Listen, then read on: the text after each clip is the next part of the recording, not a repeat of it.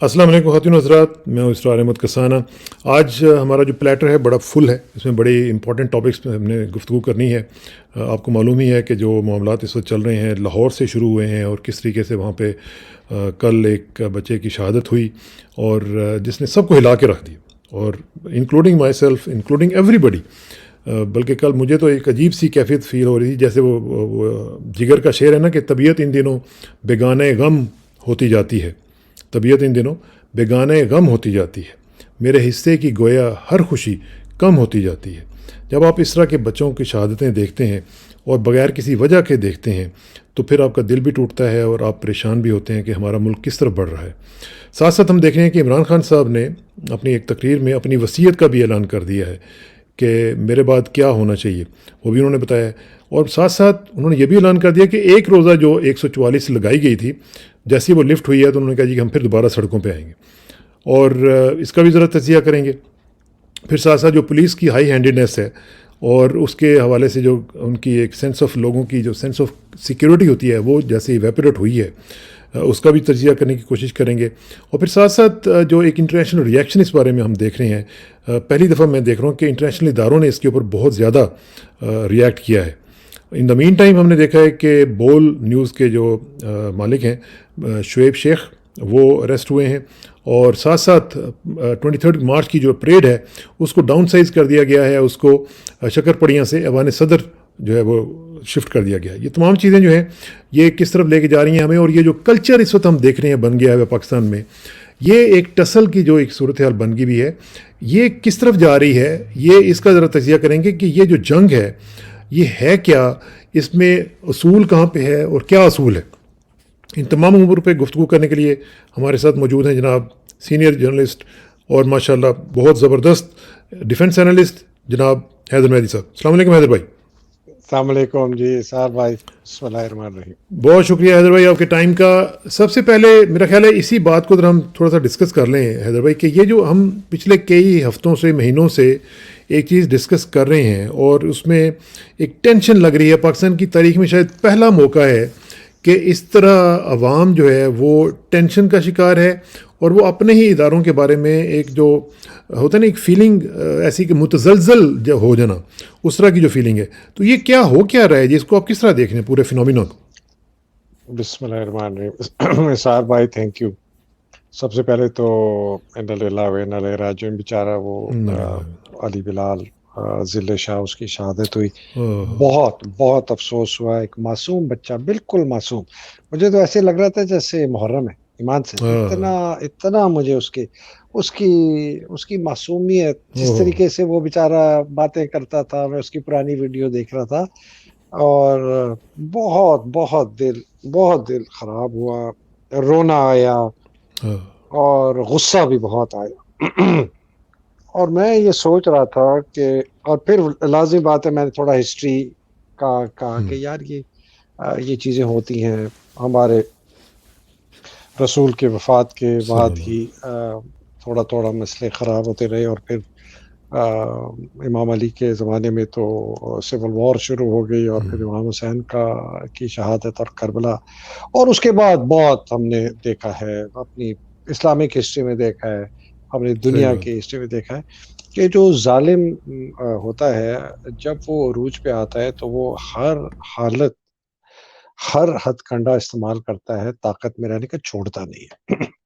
ہمارے پاس انفارچونیٹلی دو چیزیں ہوئیں جس نے اس ملک کو تباہ کیا۔ ایک یہ ہوا کہ جب انگریزوں نے ہمارے پر حکومت کی تو انہوں نے جو 1857 کے بعد ہماری پہلی جنگ آزادی کے بعد جو ایک انتظامی ڈھانچہ بنایا، وہ اس لیے بنایا کہ وہ حاکم تھا اور وہ چاہتا تھا کہ یہاں اس کے خلاف کوئی آواز نہ اٹھائے اور اس کو قبضہ کرے۔ یہ پہلی چیز ہوئی۔ اسی کے حساب سے اس نے اپنی فوج بنائی، عدلیہ بنائی، اور اپنی ایگزیکٹو بنائی، بیوروکریسی۔ یہ تین چیزیں تھیں جس سے وہ ملک پر قبضہ کرتا تھا اور ایکسٹریکٹ کرتا تھا۔ پہلی یہ چیز ہوئی۔ دوسرا جو سب سے بڑا سانحہ ہمارے ساتھ ہوا پاکستان میں، وہ تھا ایوب خان کا مارشل لاء۔ بیکاز اس سے پہلے ٹھیک ہے ہمارے سیاستدان آپس میں کتے بلیوں کی طرح لڑ رہے تھے ہاں لیکن حسین شہید سہروردی زندہ تھا، خواجہ ناظم الدین زندہ تھے، اور بڑے زبردست ہمارے لیڈرز تھے جو زندہ تھے، جنہوں نے یہ اس میں تقوی میں سے کوئی نہ کوئی شکل نکال لینی تھی۔ اور لیکن ہماری اس مارشل لاء نے دو چیزیں کی بہت تباہ کن۔ ایک تو یہ چیز کی کہ اس نے فوجی جرنیلوں کے منہ کو خون لگا دیا کہ جی جو ہماری بے باک بے لگام طاقت ہے اس سے ہم کچھ بھی کر سکتے ہیں۔ دوسرا اس نے فوج کو اتنی زیادہ طاقت دی، یہ ایوب کی وجہ سے سارا، اس کا سارا ذمہ دار ایوب ہے، پاکستان کا 2 لخت ہونا بھی ایوب ہے، بیکاز ایوب کی وجہ سے بنگالی جو ہے بددل ہوئے، اس کے 11 سال کے دور حکومت سے 66 میں اس کے جانے سے 3 سال پہلے انہوں نے 5 نکات کا اعلان کر دیا، 6 نکات کا اعلان کر دیا تھا، اور اکدر تو بس راؤنڈ دا کارنر تھا، تو یہ ہونا ہی ہونا تھا، یہ تو it was on the cards. یایا اور بھٹو تو یہ تو آخری جو کہتے ہیں نا آخری بدماش تھے جنہوں نے وہ اس جو قبر کھدی ہوئی تھی اس کے اندر آدھا پاکستان انہوں نے اس کو لٹایا۔ تو یہ اگر لوگوں کو سمجھ آ جائے نا کہ پاکستان کی بربادی کا سب سے بڑا ذمہ دار پاکستان کے اندر افواج پاکستان کے آرمی چیف کی بے لگام بے سپریم ان اکاؤنٹیبل طاقت ہے، جو اس کو وہ ابیوز کرتا ہے، مس یوز کرتا ہے، مارشل لاء لگاتا ہے، یا جس طرح یہ 2 غداروں نے عاصم باجوہ نے قمر باجوہ نے اور عاصم منیر نے، ہے تو ویسے عاصم باجوہ ہی کہنا چاہیے، یہ باجوہ نے عاصم نے جس طرح انہوں نے ملک کے ساتھ کیا ہے پچھلے 11 مہینے میں، یہ تو ایوب سے پہلے، sorry to cut you short, Ayub سے پہلے جو آرمی چیف کا آفس تھا اس میں اتنی طاقت مرتکز نہیں تھی؟ نہیں مرتکز تھی، لیکن وہ آرمی چیف وہ 2 گورے تھے، پہلا میسروی تھا، دوسرا یہ تھا گریسی، وہ اپنے کام کر کے وہ چلے گئے۔ یہ بہت بڑی ایک مہمہ ہے کہ لیاقت علی صاحب نے، جن کو قائد اعظم نے جب وہ حیات تھے، جب ان کو کہا گیا تھا کہ ایوب جو ہے بہت ایمبیشس ہے، اس کو پروموٹ نہیں کرنا، یہ انکمپیٹنٹ ہے، نااہل ہے اور ایمبیشس ہے، 2 چیزیں قائد اعظم نے ان کی فائل پہ لکھی تھی، اور اس کو پروموٹ نہیں کرنا، تو اس نے منتیں وغیرہ کر کے لیاقت علی خان سے اپنی پوسٹنگ ایک لوکل رینک میجر جنرل رہ کے کروائی کہ میری بڑی بےزتی ہوگی، میرے علاقے میں ہزارے میں جا کر رہنے والا تھا، مجھے پلیز آپ ایسٹ پاکستان پوسٹ کر دیں، وہاں سے میں ریٹائر ہو کے گھر چلا جاؤں گا۔ یہ آج تک نہیں سمجھ آئی کہ لیاقت علی خان صاحب نے ان کو بنایا کیوں، یہ بہت بڑا مہمہ ہے۔ سوال ہے، اگر یہ سمجھ آ جائے نا اسرار بھائی ہمیں کہ جو پاکستان کی فساد، جھگڑا، اس کی جو پاورٹی ہے، اس کی جو غربت ہے، اس کے اندر جو تباہی اور بربادی ہے ہر قسم کے نظام کی، وہ فوج کی وجہ سے۔ اور وہ کیوں میں کہتا ہوں، اس لیے کہتا ہوں کہ جو انگریز نے، میں نے بتایا تھا نا 2 چیزیں، ایک انگریز کا بنایا ہوا نظام اور ایک مارشل لاء، وہ انگریز کے بنائے ہوئے نظام کو فوج نے اسی طریقے سے آگے چلایا جیسے کہ وہ ایک انگریز حاکم تھا نا، اسی طریقے سے وہی رول استعمال کیے، وہی لاز استعمال کیے، وہی طاقت استعمال کی، اس نے اس طاقت کو عوامی طاقت میں تبدیل نہیں ہونے دیا۔ انڈیا نے کر دیا، انڈیا بڑے خوش قسمت تھا کہ ان کو 15 سال نہرو مل گیا، 15 سال ملا ہونا، ہمیں اگر قائد اعظم آپ سوچیں 15 سال مل جاتے، ہماری کیا تقدیر اور ہماری پتہ نہیں ہسٹری ہماری بالکل ہی مختلف ہو۔ ان کو مل گیا، اس نے سب سے پہلے کیا چیز کی، اس نے سارے آرمی ایکٹ کو انڈر لے آیا سیولین عدلیہ کے۔ ایوب خان نے سارے آرمی کو ہماری عدلیہ سے علیحدہ کر کے اس کو کہا نہیں جی ہمارا کوئی فوجی جو ہے نا، تو اور اس کے بعد کوئی امپروومنٹ ہی نہیں ہوئی ہماری۔ یہ جو 124 لگاتے ہیں ایکٹ ٹیررزم کا، یہ 1860 کا قانون ہے، یہ انگریزوں نے لگایا تھا جو ان لوگوں کے خلاف جو انگریزوں کی حکومت کے خلاف آواز اٹھاتے تھے، ان کے خلاف یہ لگاتے تھے سیڈیشن کا چارج، جس کے اوپر میرے اوپر 6 کیس ہے، پتہ نہیں عمران بیچارے کے اوپر کتنے ہیں، چوشے شریف کے اوپر لگائے، جو انہوں نے عمران ریاض کے اوپر لگائے، اور باقیوں پہ شہباز گل پہ لگائے انہوں نے، اور پتہ نہیں کس کس پہ انہوں نے لگائے ہوں گے۔ یہ بہت میجر چیز ہے۔ پھر جو سویلین حکومتیں آئیں وہ بھی یہی لے کے آئے، انہی کی وجہ سے بھٹو آیا، انہی کی وجہ سے شریفہ آیا، اسی کی وجہ سے زرداری آیا، انہی کی وجہ سے ابھی شریفہ اور زرداری اور فضلو پھر آ گئے۔ تو یہ سیاستدان بھی ایسے لے کے آئے جو سیاستدان نہیں تھے. جب یہ لوگ کہتے ہیں نا جی پولیٹیکل انگیجمنٹ ہونی چاہیے, عمران صحیح کہتا ہے اسرار بھائی کہ آپ سیاستدانوں سے بات کر سکتے ہیں, آپ چور چکے بدماش لٹیرے قاتل منی لانڈر کرمنل سے نہیں بات کر سکتے. انہوں نے لبادہ اوڑا ہوا ہے سیاستدان کا, بیکاز انہوں نے قبضہ کیا ہوا ہے پاکستان کے الیکشن کے پروسیس کو, جس کو بڑی مشکل سے عمران توڑ کے کچھ الیکٹیبلز لے کے کچھ جوڑ توڑ کے اسی غلاظت میں سے لوگوں کو لے کے وہ پاور میں آیا, اور اسی غلاظت سے جو ہے نا اس نے ایسی کوئی ایک چھوٹی موٹی ترقی بیچارے نے کر دی, سنبھالا دے دیا. ہم اس کی بھی اجازت نہیں دے رہے ہیں, ہم کہہ رہے ہیں نہیں جی نہیں. عاصم منیر کہتا ہے کوئی اس ملک کا حاکم نہیں ہے سوائے فوج اور جرنیل, اور یہ کرپٹ لوگ, اور یہ کرپٹ بیوروکریسی, اور کرپٹ پولیس, اور یہ کرپٹ عدلیہ اٹھنے کے لیے تیار ہو گئے. اگر یہ لوگ سمجھ جائے کہ پاکستان کا مسئلہ پاکستان آرمی کے آرمی چیف کی بے لگام طاقت ہے, جب تک وہ قابو نہیں ہوگی, جب تک, یہ یاد رکھیں, اس میں کوئی فوج میں پھوٹ ووٹ کی اور یہ وہ خانہ جنگی, جب تک وہ طاقت قابو میں نہیں آئے گی اسرار بھائی یہ ملک ترقی نہیں کرے گا. اور اس کو قابو کرنے کے صرف دو طریقے ہیں, یا شریفانہ طریقہ ہے کہ آپ فری اینڈ فیئر الیکشن کرائیں, جو نمائندہ حکومت آئے, اگر اس کے پاس اتنی طاقت ہے, اس کے پاس اتنی 2/3 اکثریت ہے, قانونی اور آئینی طاقت ہے, ہاں پھر وہ ریفارم کرے. اگر وہ اس کے پاس نہیں ہے, پرائم منسٹر پھر بھی کر سکتا ہے, کانسٹیٹیوشن کے اندر امینڈمنٹس پھر بھی لا سکتا ہے, رول آف بزنس میں پھر بھی لا سکتا ہے, ٹرانسفر پوسٹنگز کی پروموشنز کی بزنس میں پھر بھی لا سکتا ہے. لیکن اگر آپ نے دور رست اور ڈیپ ریفارم کرنے فوج میں, آپ کو بہت بڑی مینڈیٹ چاہیے کانسٹیٹیوشنل,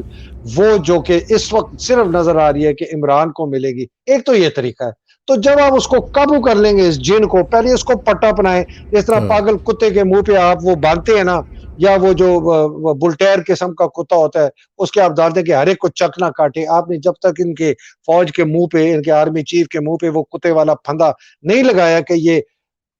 ان کو چھوڑے تب جب دشمن ہو, یہ نہیں چھوڑیں گے سارا دن پاگل کتے کی طرح پھرتے رہے اور جو بھی ان کی طرف دیکھے اس کو یہ کاٹ دے, جو کہ یہ کر رہے ہیں 1958 سے. ایک یہ طریقہ ہے. دوسرا طریقہ اسرار بھائی طاقت, اور کوئی طریقہ نہیں. اگر آپ نے باقی راستے چھوڑ دیے, عوام کی طاقت کی بات کر رہے ہیں, عوام کی طاقت, عوام کی طاقت, اور تو ہے اللہ سبحانہ تعالیٰ کی طاقت جو کہ عوام کے تھرو ہی آئے گی. لیکن اللہ سبحانہ تعالیٰ نے اپنے نبی صلی اللہ علیہ وآلہ وسلم کو بھی کوئی معجزے سے تو نہیں طاقت دلوائی نا, ان کو بھی کہا کہ یہ تم نے جد و جہد, یا آپ نے جد و جہد کرنی ہے میرے رسول, میرے پیارے رسول. انہوں نے جد و جہد کی, کتنا ان کے ساتھ کتنی اذیتیں ہوئی. ان کی زوجہ سلام صلی اللہ علیہ وسلم حضرت ختیجہ بھوک سے مری,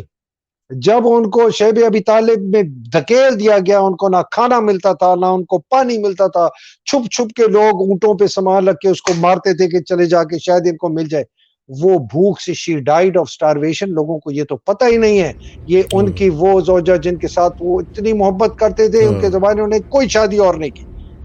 تو یہ تو اپنے رسول کو بھی اللہ سبحانہ تعالیٰ جو ہے اپنے رسول کو بھی گزارتا ہے ایسی چیزوں سے. تو اگر ہم کون ہیں کہ ہمیں کوئی معجزہ اللہ سبحانہ تعالیٰ دیں گے؟ اور پھر ہمارے کانسٹیٹیوشن میں بھی عوام ہی کی حاکمیت کا ذکر ہے. ہمارے کانسٹیٹیوشن کی پریمبل اسرار بھائی, پریمبل میں لکھا ہے it is the will of the people. میں انگریزی میں پڑھ رہا ہوں. It is the will of the people that manifests by giving their authority to the elected representatives of the country to run the affairs of the country on their behalf and according to their will. ان کی مرضی اور ان کی منشا کے مطابق وہ اپنی طاقت اپنے الیکٹڈ لوگوں کو دیتے ہیں کہ ہماری مرضی کے مطابق آپ نے حکومت چلانی. یہ فوج کہاں سے آ گئی؟ یہ چرسی بدماش چکے لفنگے ڈاکو لٹیرے کہاں سے آ گئے؟ یہ قبضہ کر کے, قبضہ گروپ ہے, کلیپٹوکریٹس ہیں, پلوٹوکریٹ, قبضہ کر کے آ گئے. تو یہ دو ہی طریقے ہیں, یا یہ شرافت سے چلے. اور میں آپ کو ایک اور بڑی ہولناک بات بتاؤں, میں بہت آج اس کے اوپر بہت ریفلیکٹ کر رہا تھا کل کے سانے پہ. صاحب بھائی جب سارے راستے بند ہو جاتے ہیں نا کسی ہر چیز کے, تو پھر سسٹم ٹوٹنے لگتا ہے, ٹھیک ہے نا, کریک ہوتا ہے پھر ٹوٹ جاتا ہے. مجھے بہت بڑا خوف یہ ہے نا کہ یہ جو سسٹم ہے جو جس کی ہم یہاں بات کر رہے ہیں کہ اس طرح کہ اگر ان لوگوں نے اسی قسم کی بربریت جاری رکھی اور یہ ابھی ایسکلیٹ ہو گیا نا، لوگوں کا غصہ ایک اور لیول اوپر چلا گیا، میرے جیسوں کا بھی چلا گیا، اگر یہ اور چلتا گیا اور اس کو یہ کریک ڈاؤن، بیکاز غصہ جب بڑھتا ہے تو اس کا اظہار بھی زیادہ ہوتا ہے، جب اظہار زیادہ ہوتا ہے تو جو ظالم ہے وہ زیادہ سے زیادہ اس کے اوپر پھر زور کرتا ہے کہ اس کو اور دباؤ، جب وہ اور دباتا ہے تو غصہ اور بڑھتا ہے۔ اس کے دو نتیجے ہوتے ہیں، ایک نتیجہ ہوتا ہے قوم سر نیچے کر کے چپ کر جاتی ہے، مار کھا کے کہتی ہے اچھا بھائی میرے میں تو اب سکت نہیں ہے، میں دوسرا قوم کہتی ہے کہ میں نہیں، میرا خیال ہے کہ قوم کہے گی نہیں۔ لیکن اس میں جو خوف مجھے یہ ہے کہ اگر انہوں نے خدا نہ خواستہ، جو ان لوگوں کا ارادہ ہے کہ عمران کو یہ کوئی نقصان پہنچائے، خدا نہ خواستہ اس کو ایلیمینیٹ کریں، بیکاز اور کوئی طریقہ ان کو نظر نہیں آ رہا، الیکشن شاید یہ نہ پوسٹ پون کر سکے، سپریم کورٹ ان کے سامنے کھڑا ہوا ہے، لائرز ان کے سامنے اب کھڑے ہو گئے، دنیا کھڑی ہو جائے گی، تو یہ اور جی اس کو نکال ہی دو، مار ہی دو، 1500 100 بندہ مار دو گے، یہ ٹھیک ہو جائے گا۔ میں سمجھتا ہوں کہ this country will descend into anarchy and chaos, اور میں اس کے اندر نا، یہ میں پہلے بھی بات کر چکا ہوں، میں نے اس کے اوپر آج بہت زیادہ میں نے سوچا ہے۔ مجھے نظر آ رہا ہے کہ اینٹی اسٹیٹ ایلیمنٹ تو آئیں گے، ان کو تو سنہری موقع مل جائے گا، ہندوستان کو مل جائے گا، اور جو اسرائیل ہے، امریکہ ہے، جو ایسے لوگ جو تخریب کاری چاہتے ہیں پاکستان میں، ان کو موقع ملے گا، وہ اس کو خوب ہوا جھلیں گے۔ ہمارے اندر جو ہمارے اندرونی سیپریٹسٹ موومنٹ ہے، جو بلوچستان میں چل رہی ہے، کوئی کے پی میں چل رہی ہو، کوئی سندھ میں چل رہی ہو، کچھ اور، وہ بیچ میں کود پڑیں گے۔ جو ہمارے سیکٹیرین ڈیوائیڈ ہے، وہ شیعہ ہو گیا، سنی ہو گیا، یہ احمدیوں کے پیچھے اور ادھر اور دیوبندی اور فلانا اور اہل حدیث، اس کو بھی ہوا جھلی جائے گی، خود لوگ جلیں گے، جو ہمارے تخریب کار ہوں گے وہ اس ہوا کو جلیں گے۔ پھر آپ کی جو فرقہ واریت، پھر آپ کی جو لسانی اور آپ کی جو پروونسز کی جھگڑے، اس کو جھگڑا دے گا، یہ پنجابی فوج ہے، یہ پختون جو ہے، ان کو یہ آنے نہیں دیتے۔ میں نے ابھی تک پڑھنا شروع کر دیا جی، اس وقت پاکستان فوج میں ایک بھی لیفٹیننٹ جنرل پٹھان نہیں ہے۔ یہ باتیں ہوتی کبھی نہیں تھی پہلے، کبھی ہم نے نہیں سنا تھا کتنے پٹھان جرنیل ہیں، کتنے پنجابی ہیں، کتنے فلانے، یہ باتیں ہو رہی۔ مجھے یہ ڈر ہے یہ ساری فورسز بیچ میں، اس کے اوپر ٹیررزم، تحریک طالبان پاکستان تیار بیٹھا ہے کہ میں اس کے اندر کود پڑوں۔ پھر پورا کرمنل انڈر ورلڈ آپ کا پاکستان کا، جتنا آپ کا بگی، چرسی، نشئی، سمگلر جتنے ہیں، سارے کود پڑیں گے۔ پورا آپ کا جو پیٹی انڈر ورلڈ ہے، چھوٹا چور چکا بدماش ہے جو پیٹی کرائم کرتا ہے پستول لے کے، وہ بھی اس میں کود پڑے گا۔ لیکن سب سے خطرناک اس میں پتہ ہے کون کودے گا؟ محب وطن پاکستانی، جو ویسے قانون کے ساتھ چلتے ہیں، کبھی آئین شکنی نہیں کی، کبھی انہوں نے کوئی غیر ایسی بات نہیں کی جو کہ قانون کے خلاف، وہ لوگ مجبور ہو جائیں گے